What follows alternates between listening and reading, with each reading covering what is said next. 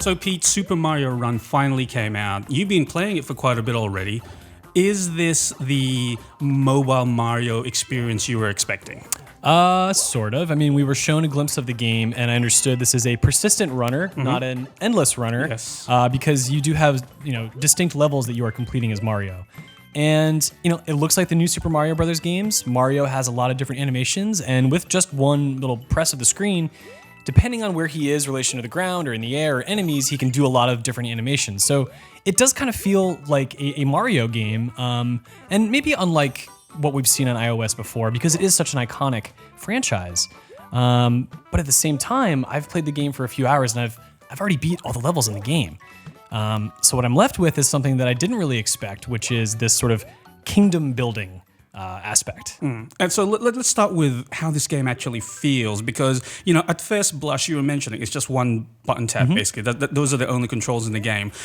Does it get any more complex than that? Does it feel like, Mario's full arsenal of moves are actually within this game? No, I mean, as far as I can tell, there aren't any, you're not getting like a fireball, you're not getting wings to fly in the air. You're basically jumping off of walls, and what's a little bit interesting is that you don't always have to jump on an enemy's head, for example, something that's typical of the Mario series that so many other games have played off of.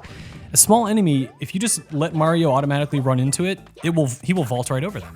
So, yes, it feels like Mario, but it's also very different. I mean, it's certainly not a one-to-one example of Mario gameplay. You're making it sound pretty easy, though. Is it actually easy? I mean, if you just run out of Goomba, you're just going to jump over him automatically, is that right? Correct. The game is pretty easy at large. There are some stages that put you in, the haunted house, for example.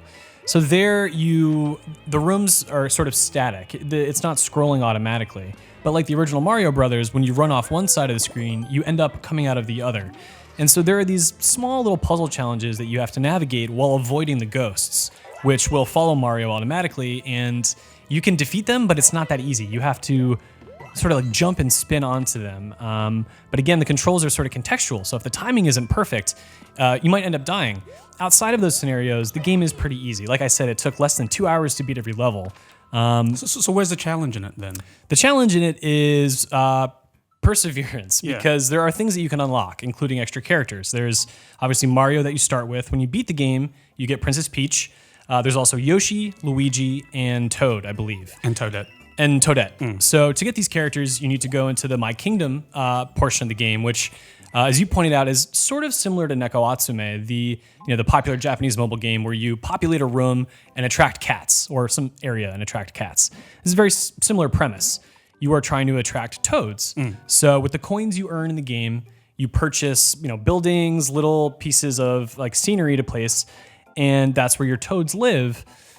But the toads you actually get by racing opponents, the ghosts of these opponents that have been uploaded online, and you have to try to collect more coins than them.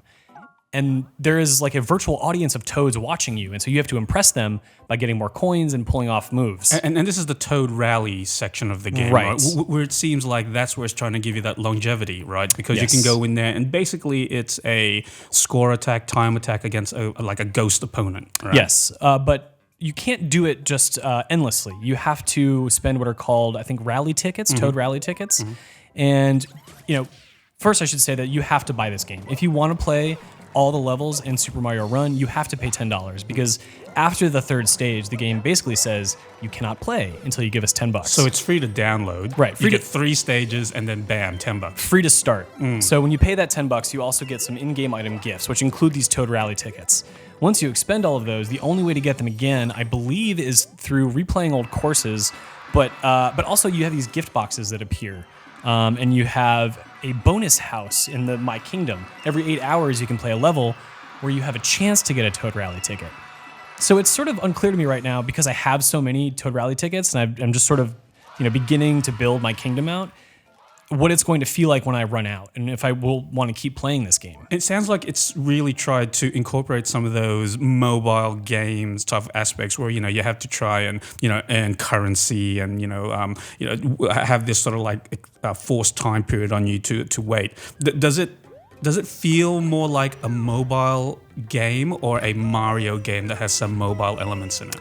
That's a great question. It's a mobile game first because you can blow through the main levels really fast, and in those moments you feel like you're playing a Mario game. But the adventure ends so quickly, and your pursuits are then driven by these very non-Mario things, which is building out a kingdom. And really, I think that's not Mario in most people's eyes. That is sort of more of a mobile game where you are trying to, like you said, be motivated by the addition of new little things to keep playing. But you're replaying the same content for the most part, which is very un-Mario-like. So who is this game for? Like, if you have been a diehard Mario fan waiting for a new Mario game to come out, is this going to be a game that you should download straight away?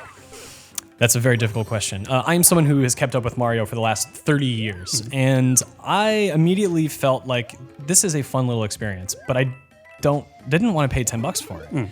I did because I needed to play the whole game. But when I know that I have all these other Mario experiences available that look the same and actually give me more control and more stuff to explore, I'm actually more motivated by this to go play those games on my new 3DS or on my Wii U or Wii. But I think if you play a lot of games on your phone, and you are a longtime Mario fan like me, I don't play a lot of games on my phone, but if you're really ingrained in that sort of mentality and habit, I think you'll like this. I think you'll find something there that sort of, it's that same cycle, that feedback loop that a lot of mobile games give you, and it's in a really charming Mario/Nintendo package. It's hard not to be charmed by what you see. Well, thanks for that, Peter. Super Mario Run, I think, is out globally right now on iOS.